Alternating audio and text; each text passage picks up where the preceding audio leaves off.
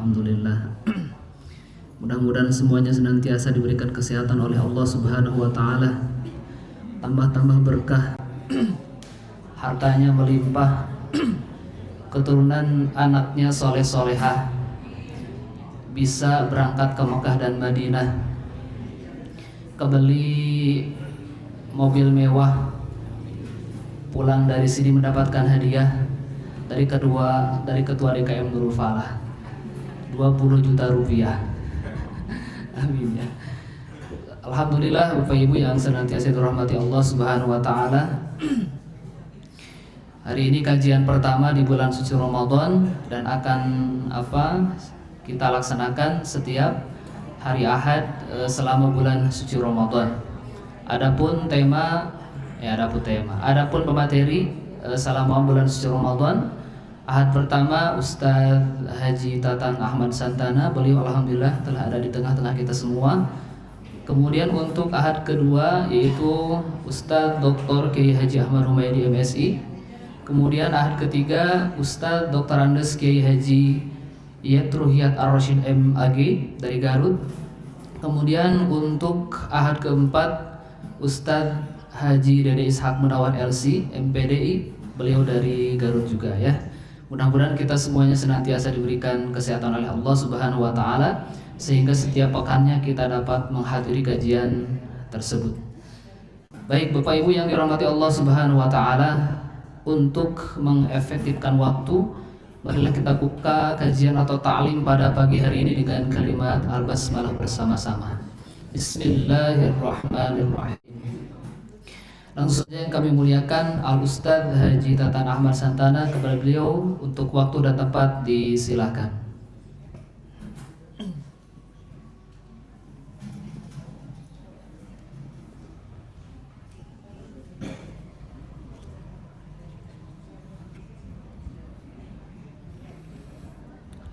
Bismillahirrahmanirrahim. Assalamualaikum warahmatullahi wabarakatuh. Alhamdulillahilladzi anzala sakinata fi qulubil mu'minin liyazdadu imanan ma'a imanihim. Asyhadu an la ilaha illallah wahdahu la syarikalah wa asyhadu anna Muhammadan abduhu wa rasuluh alladzi la nabiyya ba'da, amma ba'd. Ikhwatu iman, ibu-ibu dan bapak-bapak yang sama-sama mengharapkan ridho serta pertolongan Allah Subhanahu wa taala. Alhamdulillah pagi hari ini Allah menghimpun kita di tempat ini, dan mudah-mudahan saja dengan berhimpunnya kita di tempat ini maka Allah akan semakin melindungi, memberkahi dan mencintai kita semua.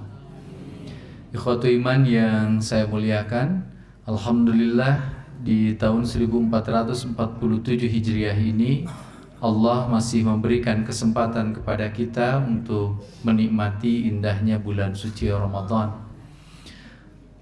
Sebagaimana yang sudah diajarkan oleh para masyayikh kita, Ramadan ini adalah bulan yang teramat spesial. Saking spesialnya, Ramadan ini punya begitu banyak predikat.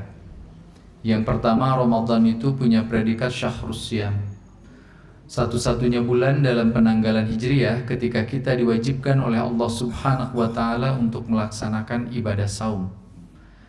Di dalam Al-Quran tentu kita semua sudah hafal bahwa Allah telah mewajibkan kepada kita saum di bulan suci Ramadan. Bentuk perintahnya, a'udzubillahi minasyaitonirrajim, ya ayyuhalladzina amanu kutiba alaikumussyam kama kutiba alal ladzina min qablikum la'allakum tattaqun. Hal pertama yang ingin saya sampaikan adalah mari kita menginsyafi kembali makna ibadah saum.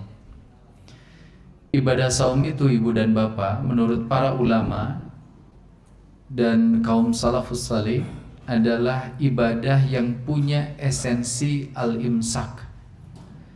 Jadi kalau ibu dan bapak ditanya oleh anak dan atau cucunya masing-masing, apa itu ibadah saum? Maka salah satu kata yang paling representatif untuk menjawab hal itu dengan pendek, dengan lugas, saum itu al-imsak. Sayangnya memang di Republik ini imsak itu artinya sudah lain-lain lagi. Jadi kalau saya nanya kepada sekian banyak jamaah, apa itu imsak? Jawabannya itu relatif sama. Ustadz, imsak itu 10 menit sebelum subuh. Padahal saum itu al-imsak, artinya itu menahan diri. Dan izinkan saya menyampaikan, dalam sejarah peradaban dunia, siapa saja orang yang tidak mampu menahan diri, maka ujung dari kehidupannya itu pasti di jurang kenistaan dan kenestapaan. Ibu dan bapak, saya ini sesekali ngajar di Sukamiskin dan Bancai, dua pesantren yang sangat baik. Kalau saya ketemu dengan sejumlah santri di Sukamiskin maupun di Bancai, lalu kemudian mereka ngobrol dengan saya dalam durasi yang panjang, dan saya tanya kenapa bapak berakhir di tempat ini, maka biasanya jawabannya sama.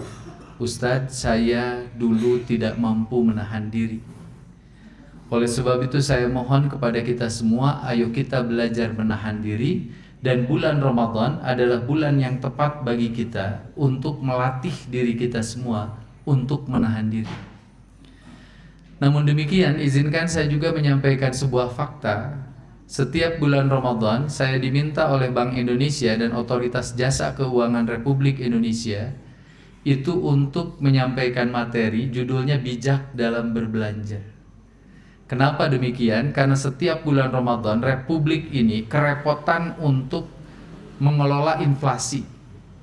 Kenapa kerepotan mengelola inflasi? Karena di Republik ini setiap bulan Ramadan orang secara umum belanja secara berlebihan. Jadi di Ramadan yang harusnya kita itu ngehold diri, nahan diri, ternyata pada faktanya di bulan Ramadan itu orang itu berbelanjanya itu jor-joran. Coba sekarang saya tanya, siapa di sini yang spending dananya, pengeluaran dananya di bulan Ramadan lebih kecil daripada di bulan lain? Nggak ada kan? Saya nggak pernah ngerti kenapa gitu di masjid-masjid atau di rumah-rumah di bulan Ramadan itu seolah-olah bala-bala itu jadi wajib. Orang beli bala-bala, orang beli candil, orang beli ABCDE. Bahkan sekarang saya kalau ngaji sore, saya itu harus menyediakan waktu agak jauh karena di sejumlah jalan di kota Bandung itu selalu macet menjelang sore. Karena ada takjil war. Dan yang paling unik, untuk seorang yang akan berbuka saja, ia bisa membeli lebih dari satu panganan. Meser gorengan, lalu kemudian beli candil, beli cendol, dan sebagainya. Dan saya juga nggak ngerti dari mana dalilnya setiap akhir Ramadan seolah-olah kita itu punya kewajiban untuk membeli baju baru. Oleh sebab itu Pak, nanti tolong ya ajarin ke ibu-ibunya, khusus tahun ini jangan dibeliin baju baru Pak. Itu bukti kita nahan diri. Nanti ibu-ibu dibeliin bajunya bulan Sya'ban saja harusnya. Tapi kalau ibu-ibu dibuka celah untuk beli baju di bulan Sya'ban, ibu-ibu ini lebih pintar. Sya'bannya beli baju, Ramadannya tetap beli baju. Nah, ikhwatu iman yang saya muliakan, ini al-imsak. Yang kedua, perintahnya itu unik, mempergunakan kosakata kutiba. Kutiba itu seakar kata dengan kataba. Kataba itu artinya menulis. Menulis itu langkah kreatif manusia menghubungkan huruf dengan huruf jadi kata, kata dengan kata jadi kalimat, kalimat dengan kalimat menjadi paragraf, paragraf dengan paragraf menjadi sebuah wacana yang utuh. Jadi harusnya, kenapa Allah tidak mempergunakan variasi kata wajib atau fardu? Semisal, ya ayyuhalladzina amanu wujiba alaikumusiyam, atau ya ayyuhalladzina amanu furidu alaikumusiyam. Kenapa mempergunakan kosakata kutiba? Agar segenap kebaikan di bulan Ramadan itu tersambung pada bulan-bulan berikutnya. Saya kasih contoh. Sya'ban kita itu Bu, Pak, itu harus tersambung di ke bulan Ramadan. Maka di bulan Sya'ban Rasulullah Shallallahu Alaihi Wasallam itu membiasakan diri memperhebat amalan-amalan sunnah. Saya ingin sampaikan, tidak ada saum khusus di bulan Sya'ban. Tapi Rasul itu memperbanyak amal-amal sunnah di bulan Sya'ban. Kenapa? Karena akan masuk bulan Ramadan. Beres bulan Ramadan, kita disunahkan untuk melakukan saum Syawal. sebanyak 6 hari di bulan Syawal. Dan mohon maaf ya, saya itu sekarang sudah berhenti menjawab pertanyaan dari ibu-ibu. Kalau ibu-ibu nanya, Ustadz kalau di bulan Syawal itu mana yang harus didahulukan, Qadha atau Syawal? Karena saya sudah sering jawab, Bu, yang harus didahulukan itu Syawal dulu, karena durasi waktunya terbatas. Ada ibu yang protes, Ustadz jangan Syawal dulu karena Qadha itu wajib. Di akhir Syawal saya tanya ke ibu yang sama, Bu, atau acan nyawalan? Teu acan. Ngodoan teu acan. Jadi resep nanti ngan ukur naros. Nah, saya perlu menyampaikan, jangankan kita itu menyambungkan bulan dengan bulan, menyambungkan siang dengan malam saja kadang gagal. Saya kasih contoh, pagi-pagi ada yang ngajak gosip. Iya ya gosip, hot gosip. Dijawab ku si Ece, teu meunang ngagosip, Ramadan ngurangan pahala saum. Tapi ieu mah menarik. Akhirnya dia mulai luluh dan tiba-tiba saja mengatakan, bener ya, bener ce, hot gosip ya. Nyanggeus atuh tungguan ke ba'da maghrib. Gosip ini siang maupun malam sama hukumnya. Oleh karena itu kalau kita sudah pandai mengendalikan diri di bulan suci Ramadan, maka harapannya di luar bulan suci Ramadan juga kita pandai mengendalikan diri.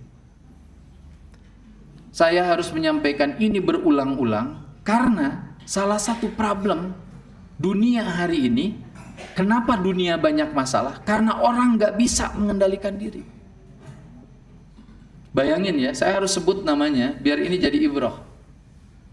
Dan saya berhak menyebut namanya atas dasar kita nyari ibrah karena Allah pun bercerita tentang Fir'aun, Qarun dan Haman. Donald Trump itu bagi saya itu orang yang sama sekali gak bisa mengendalikan diri.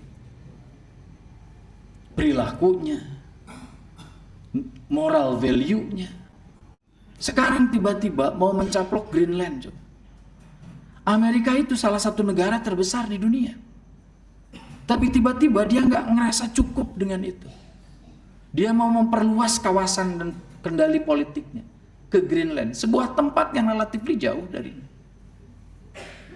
Dan tidak hanya itu. Bayangin Bu, Pak, saya harus cerita ini. Beberapa saat yang lalu ada 2 kasus yang menimpa anak-anak kita di Indonesia. Ada anak yang bunuh ibunya 18 kali tusukan. Anaknya di bawah umur. Kemarin ada lagi kasus anak 16-17 tahun melakukan pembunuhan berencana pada anak yang terlahir di Bandung, sekolah di Bandung, usianya 15 tahun. Coba gimana mungkin anak 16-17 tahun sudah melakukan rencana pembunuhan yang rapih sekali. Dan after mereka melakukan pembunuhan itu, mereka biasa-biasa saja.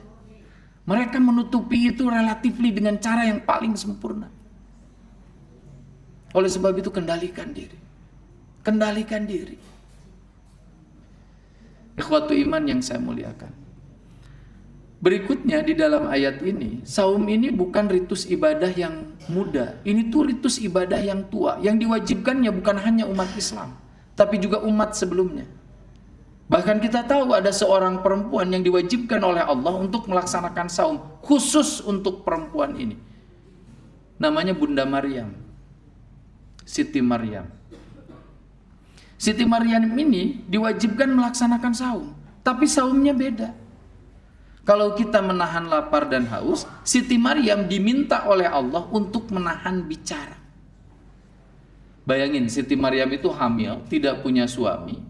Lalu kemudian orang-orang yang ada di sekelilingnya itu menggosipkannya. Dia punya hak untuk memberikan klarifikasi kepada publik. Tapi Allah menyuruh Siti Maryam untuk diam. Dan apa yang terjadi? Karena Siti Maryam mampu mengendalikan dirinya, tidak melakukan quote-unquote press conference. Akhirnya apa yang Allah hadiahkan kepada Siti Maryam? Siti Maryam punya bayi, dan satu-satunya bayi di dunia yang bisa berbicara hanyalah Nabi Isa alaihissalam. Kan ketika Siti Maryam kalau sekarang itu melaksanakan press conference bahwa Nabi Isa, orang nanya itu anak siapa, itu anak siapa, maka Nabi Isa yang menjawab, Ana Abdullah, aku adalah hamba Allah. Catat, kalimat Ana Abdullah ini diterjemahkan oleh saudara-saudara kita yang Nasrani sebagai aku adalah anak Tuhan. Padahal Ana Abdullah, aku itu hamba Allah, bukan anak Allah. Kalau di sini ada yang protes, Ustaz, gimana mungkin ada seorang perempuan bisa hamil tanpa suami? Bisa. Jangankan gitu, Nabi Adam itu lahir tanpa ayah dan ibu. Gimana cara menjelaskannya? Ustaz, kalau sekarang masih ada seorang perempuan yang melahirkan tanpa suami, nggak ada, itu macan kapangi salakina. Nggak bisa dilegitimasi. Wacana eta mah aya budak bapaan lain eta macan kapanggih. Sabab nu investna loba. Nah, ikhwatu iman yang saya muliakan. Sekarang saya mau tanya ke ibu-ibu, kalau dikasih pilihan, mending saum bicara dari subuh sampai maghrib atau mending saum lapar dan haus? Lapar dan haus lah. Bicara matong borot di subuh ke maghrib, Ustad nuju nyarios, ibu-ibu kan iri nyarios. Susah gitu. Dan saya ingatkan ya, lisan ini adalah bagian tubuh paling aktif selama kita hidup, yang di akhirat bagian tubuh itu yang paling diam dan tidak akan ngomong apa-apa. Karena nanti yang akan bicara itu tangan kaki kita, bagian tubuh yang lain. Mulut kita ditutup rapat-rapat oleh Allah. Itu nunjukin apa? Itu nunjukin banyak kejahatan dan banyak olah-olah yang dilakukan itu oleh mulut. Makanya hati-hati menjaga lisan kita. Kenapa saum ini diwajibkan? La'allakum tattaqun, agar kita jadi orang-orang yang bertakwa. Siapa orang bertakwa itu? Alladzina yunfikuna fis sarai wad dharra wal kadhiminal ghaidha wal 'afina 'anil nas wallahu yuhibbul muhsinin. Al-ayat. Satu, kalau kita mau ngecek ya, saum kita itu sukses apa enggak? Satu, apakah kemudian kita jadi orang yang mampu berderma di kala lapang dan di kala sempit? Allah itu kalau ngasih standar, dia pasti pakai mempergunakan standar yang tinggi. Contoh, kalau orang bertakwa itu hanyalah orang yang berderma di kala lapang, saya yakin, hakul yakin, kita semua bisa jadi orang bertakwa. Punya uang di rekening 1 miliar, diminta 100.000 oleh masjid. Ringannya luar biasa. Orang bertakwa itu di rekeningnya hanya 200.000, karpet masjid rusak. Disuruh sumbangan, satu orang 100.000. Dia harus geser setengah dari saldonya untuk kepentingan masjid. Pertanyaannya, mampu nggak kita ngelakuin itu? Makanya saya diajarin, saya ini orang kampung dari Tasik. Saya diajarin sama bapak, tan lamun hidup ningali aya jalma sodako, jumlahna teu pati gede, omat tong nganggap hampang, tong nganggap gampang. Saya kasih contoh. Mohon maaf sekali, ada tukang beca. Ngabeca ti subuh duwikeun ka magrib. Penghasilannya hanya 50.000. Dia masuk ke masjid. Ternyata lampu listriknya mati. Harga lampunya 35.000. Dia keluar lagi dari masjid, dia beli 35.000, lalu kemudian dia ganti lampu yang mati. Artinya apa? Tukang beca ini nggak punya saldo rekening kok. Dia menyerahkan setengah lebih dari hartanya di jalan Allah. Pertanyaannya, kalau kita punya 50 juta, berani nggak ngeluarin 35 juta? Makanya nggak gampang. Makanya harus hati-hati. Makanya saya minta ke pengurus DKM itu, kalau lagi ngitung uang, itu tolong dijaga sikapnya.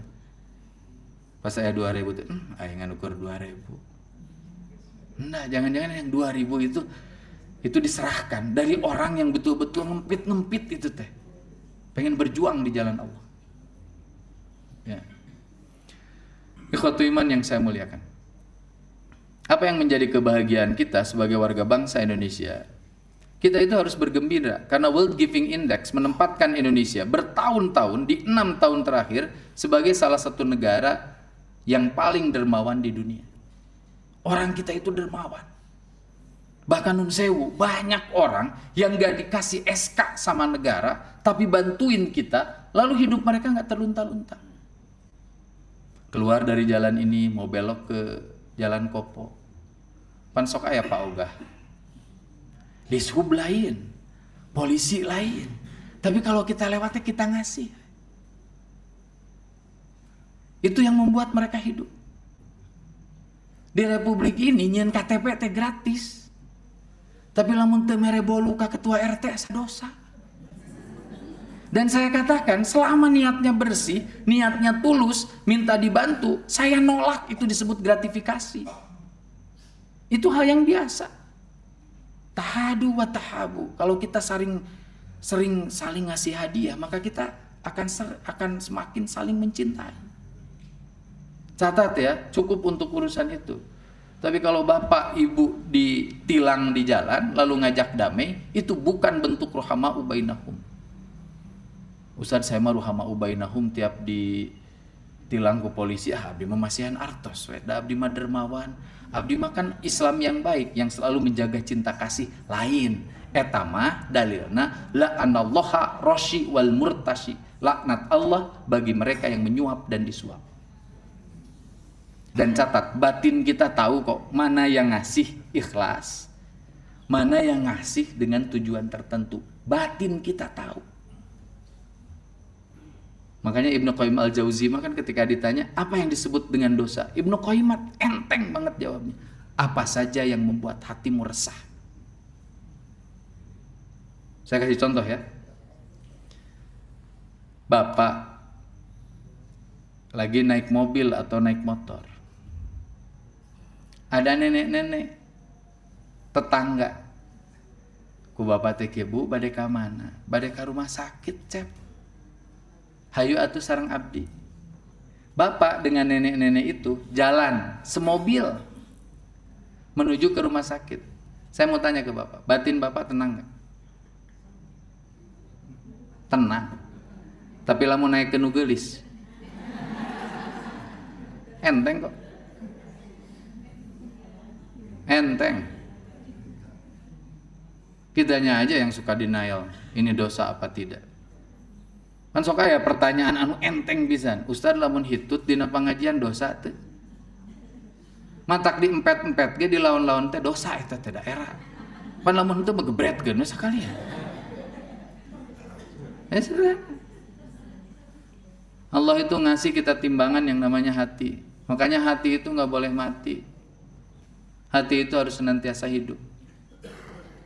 Maka bagi saya hukuman terbesar bagi seorang manusia itu dari Allah ketika dia berbuat maksiat adalah dia menikmati maksiat itu. Kalau orang sudah menikmati maksiatnya dan menganggap tidak ada masalah ketika dia berbuat maksiat, itu hukuman terberat.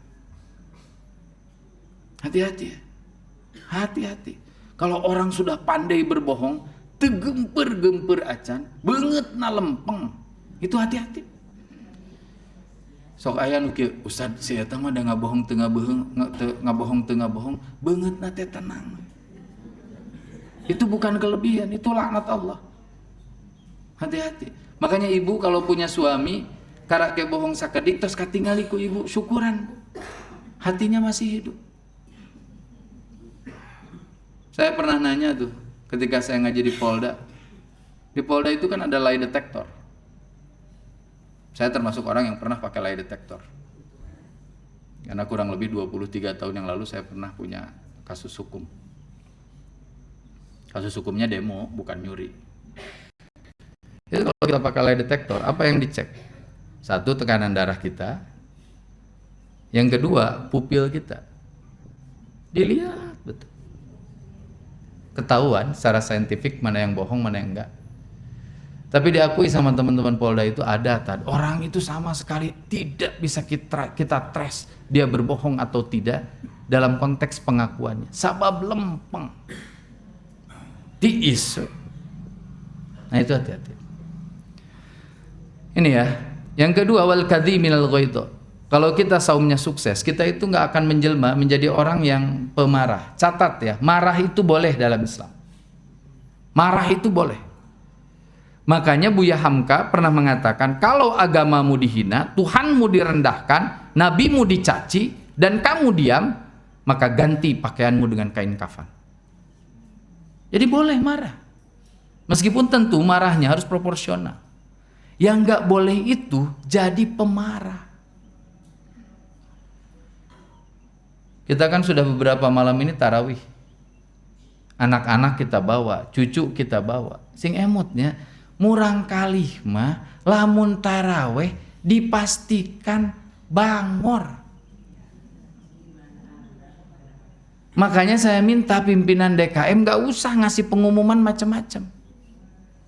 Ibu dan bapak yang saya muliakan, bagi ibu dan bapak yang membawa anak-anak kecil, mohon anak-anaknya untuk diamankan. Ini kapan anak itu korupsi, kok harus diamankan? Di Turki Pak, 6 tahun terakhir ini Recep Tayyip Erdogan itu kerjasama dengan MUI-nya Turki, dengan DMI-nya Turki, itu bikin program namanya Masjid Ramah Anak. Setiap masjid yang dibangun baru diwajibkan punya kids corner. Buat apa? Nanti orang tuanya sholat, anak-anaknya main di kids corner. Bahkan untuk masjid-masjid negara, imamnya harus lulus pelajaran pedagogik, ilmu mendidik anak. Maka beres jadi imam, dia nemuin anak-anak, anak-anaknya disuruh pegang punggung atau pundak dari gurunya, lalu kemudian jalan-jalan sambil bernyanyi mengelilingi masjid. Di kita mungkin ini akan jadi perdebatan, maknya di masjid nyanyi siga di gereja we. No, itu adalah ikhtiar yang dilakukan agar anak-anak itu nyaman di masjid. Iya mah ya Allah, budak ngobrol ditegur. Kan budak mah biasanya. Allahu Akbar, lagi sholat, cek nu digigiran teh. Ieu rakaat ka sabaraha?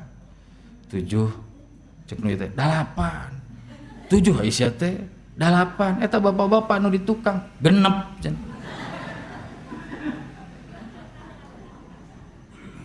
Ya. Saya punya anak 2 laki-laki 2 perempuan.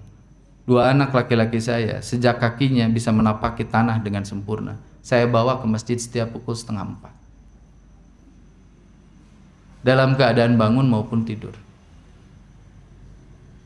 Akhirnya apa? Karena hal itu diulang terus menerus, itu jadi habit mereka, jam biologisnya jadi itu. Maka mohon maaf sekali ya, ini sekedar berbagi saja. Di rumah tuh ndak ada yang beres subuh Ramadan itu tidur lagi. Coba baca kitab hadis. Betapa Rasul itu tidak suka pada umatnya yang tidur selepas sholat subuh. Ya, tong karulem deui. Cek ibu-ibu teh, cek bapak-bapak teh nya tuh tad moal monok deui kayaknya jam 8. Saya masuk aja. Silakan cek di kitab-kitab hadis. Itu jadi biasa. Nah, suatu saat bendahara masjid saya nanya sama saya, "Ustaz atukeun atuh Cep Anfar teh cenah alit keneh nanaonan di sana ka masjid?" Jawaban saya sederhana, enggak, saya mah cuma ngajarin kulit anak saya agar terbiasa berhadapan dengan dinginnya subuh. Dan saya adalah guru ngaji yang punya batasan. Saya ngobrol ke anak-anak saya gitu. Kita hanya akan mengatakan dan mengajarkan sesuatu yang kita lakukan.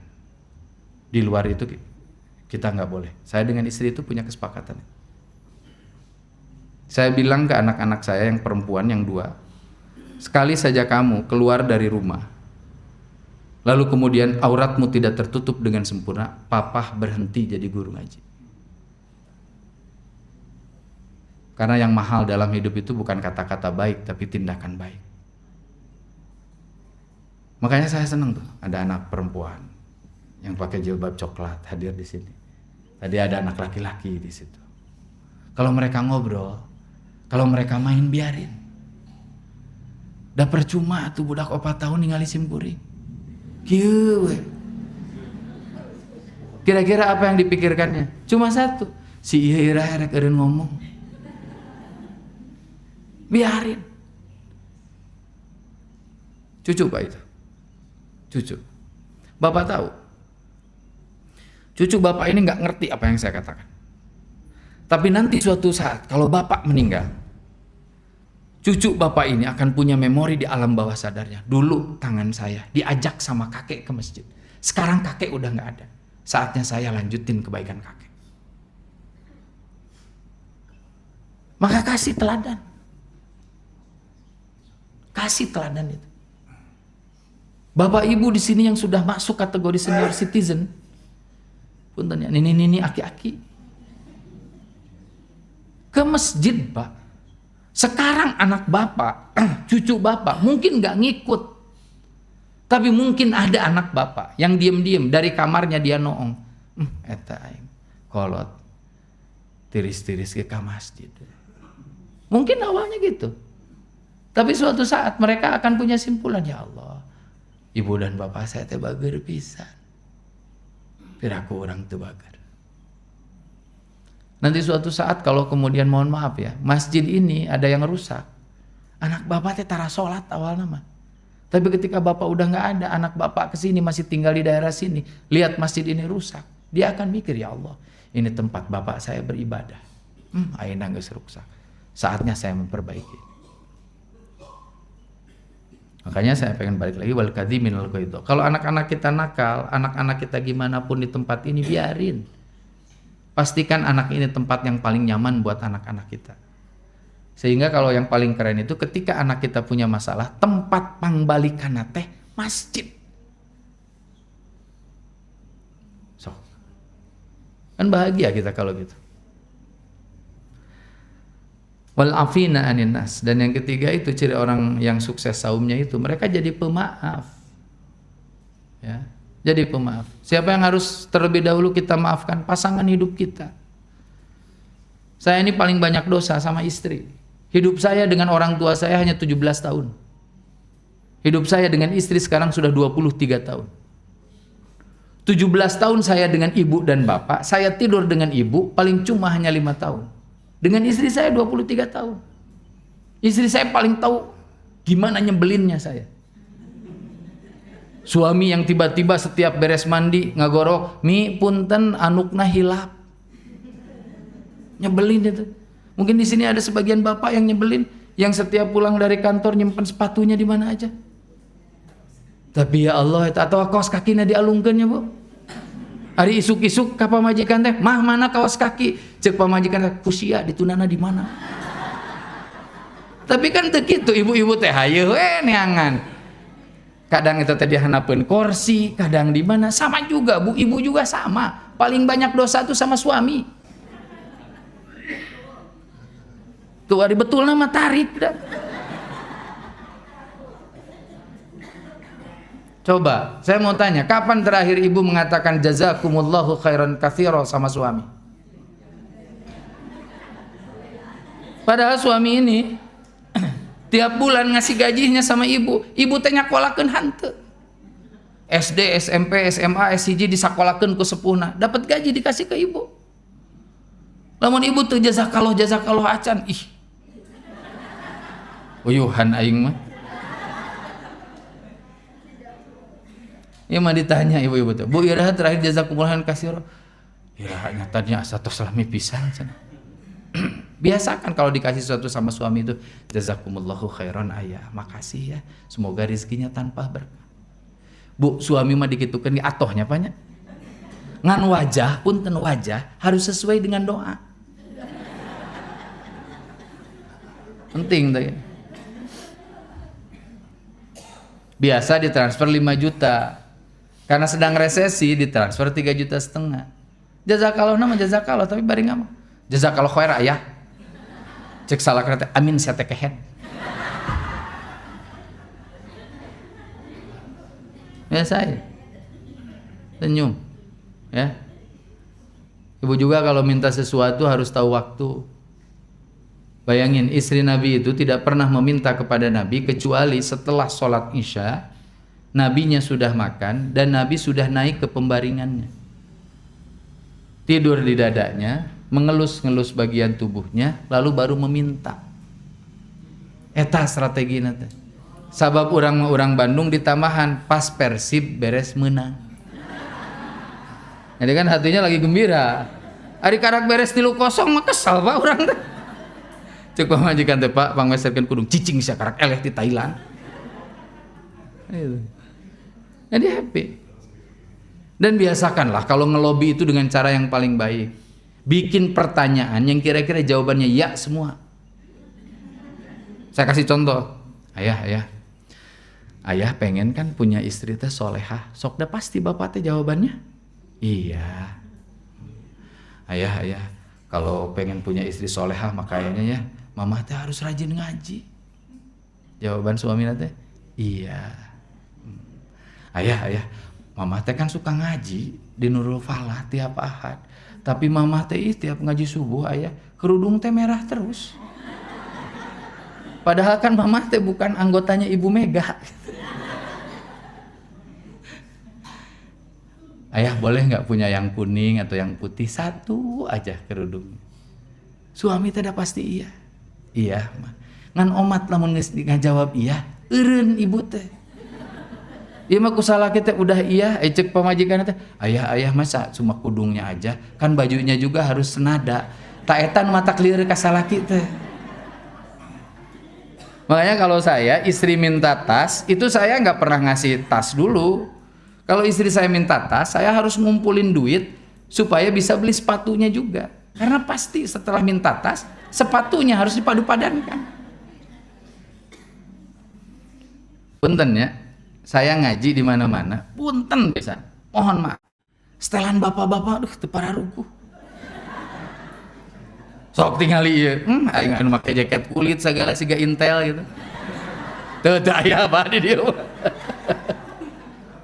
Jadi dipitnah cenah aing malain Intel. Coba lihat ibu-ibu ya Allah teh.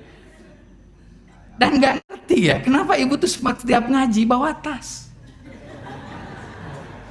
Tingali bapak-bapak bawa tas teu? Henteu kan? Nah kecuali ieu mah ustad ieu. Coba lihat ibu. Ibu-ibu memawa tas. Eta teh nya kieu cenah. Ustad tas teh eusina teh eta teh catetan. Bari teh dikaluarkeun. Nulis henteu. Tapi dah ibu-ibu mah Pak eta ku ngagigiwing tas ge jadi kebahagiaan. Laras teu Bu? Siga jalan-jalannya punya. Teu kedah meser kan? Nu penting mah jalan-jalan we. Gitu. Suatu saat saya ditanya ke ibu-ibu, "Ustad, kunaon sih bapak-bapak mah cenah upami ngaji tara nganggo dress code?" Kan ibu mah suka dress code kan?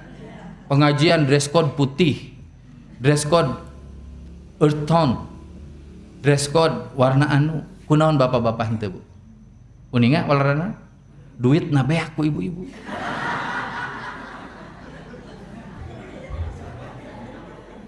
Mata ku urang mah tara dress code-nya banyak.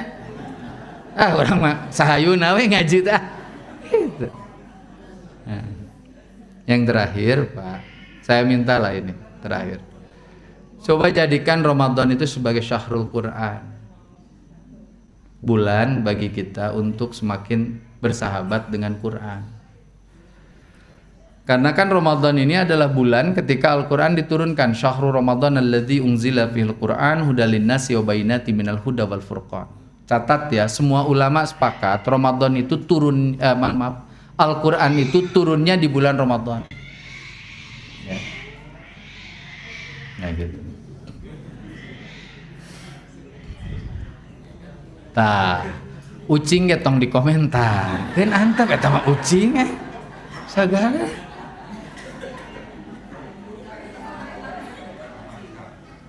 Memang kalau ngaji di pinggir jalan kayak gini tuh unik-unik jamaah. Aya motor nu tarik tengah hargaan. Itu ge teu apaleun ngaliwat teh urang keur ngaji. Ya.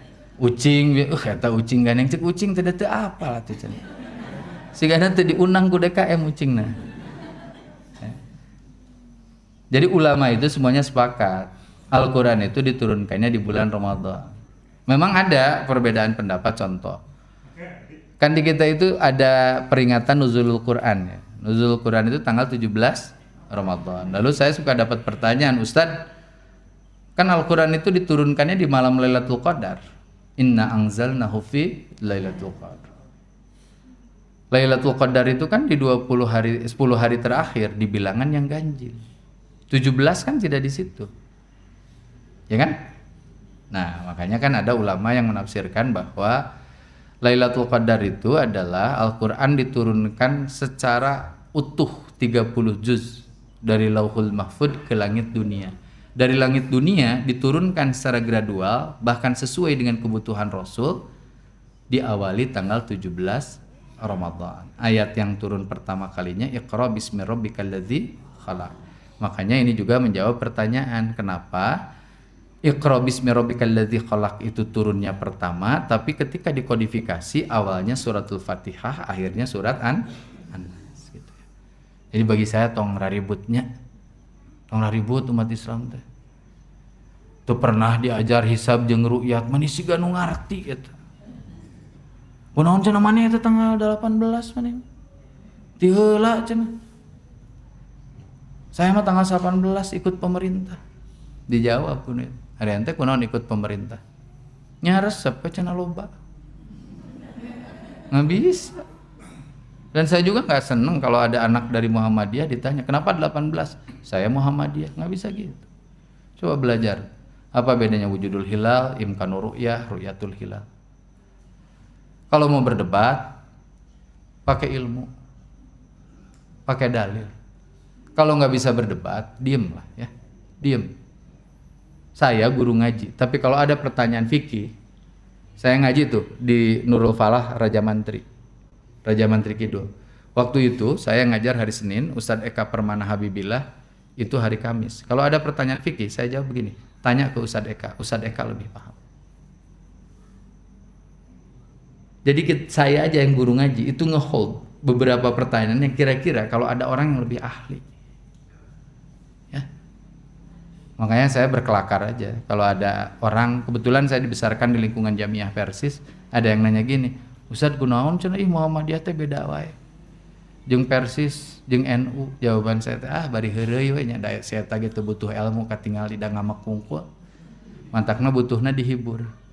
Atuh wajar cete Muhammadiyah da lahirna ge ti heula. Muhammadiyah mah 1912, Persis 23, NU 26. Maka sebagai junior kami tidak mampu melampaui senior gitu. Jadi biarkan senior duluan. Geus kitu teh seuri manehna teh balik. Ya berarti bener sih eta mah teu butuh ilmu. Kan anu gaduh ilmu mah usah banyak gitu. Cobi dalilna kumaha. Kalau udah gitu baru saya jawab, ya. Ada yang taraweh 11, 23, tong raribut. Diberesin mah harus, tapi pakai dalil. Ya mah kenapa kamu 11? Ya teh zaman modern, efisien dan efektif. Lebih cepat, lebih baik.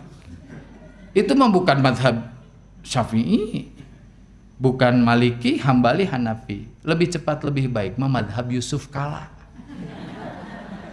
Saya 11, tapi nggak boleh saya jawab gitu. Gitu. Ya, sok, jangan ribut. Kalau di masjid ini ada yang teman-teman Muhammadiyah, nanti saya pastikan lebarannya duluan. Muhammadiyah nanti tanggal 20, pemerintah sudah terhitung kok dari sekarang. Jadi jangan dikira nggak bisa dihitung. Makanya saya hari gini ke teman-teman Muhammadiyah, kan teman-teman Muhammadiyah ngobrol gini, kalau dengan hitungan kami, sampai 100 tahun yang akan datang, kami bisa hitung. Sebetulnya yang satunya lagi, juga sama, sampai 100 tahun yang akan datang bisa dihitung.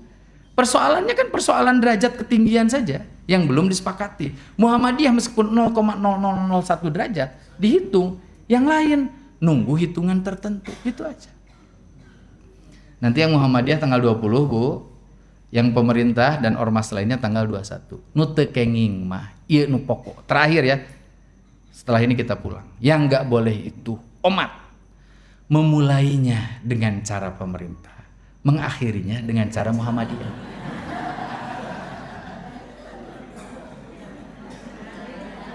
Tanggal 20 teh si eta lebaran, nah maneh lebaran.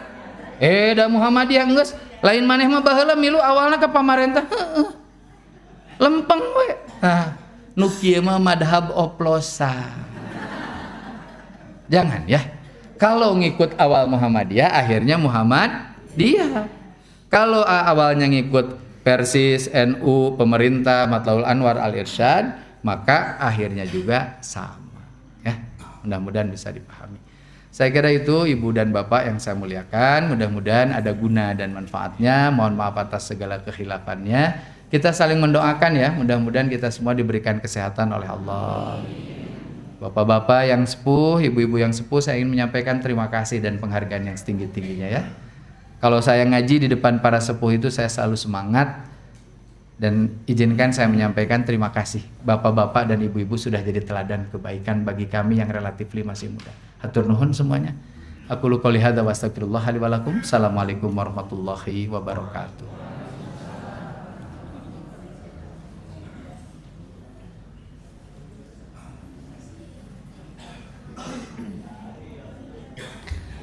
Alhamdulillah, jazakumullah khair kepada Ustaz yang sudah luar biasa memberikan nasihat ya, ilmu bagi kita semuanya. Mungkin nanti beliau akan ada lagi di Masjid Al-Muawanah ya, hari Kamis tanggal 26 pada subuh juga di Masjid Masjid Al-Muawanah di seberang. Alhamdulillah, terima kasih kepada semuanya, mudah-mudahan sehat, berkah semuanya. Sampai jumpa kembali nanti di Ahad kedua dengan pemateri Ustaz Ahmad Umaidi MSI. Terima kasih.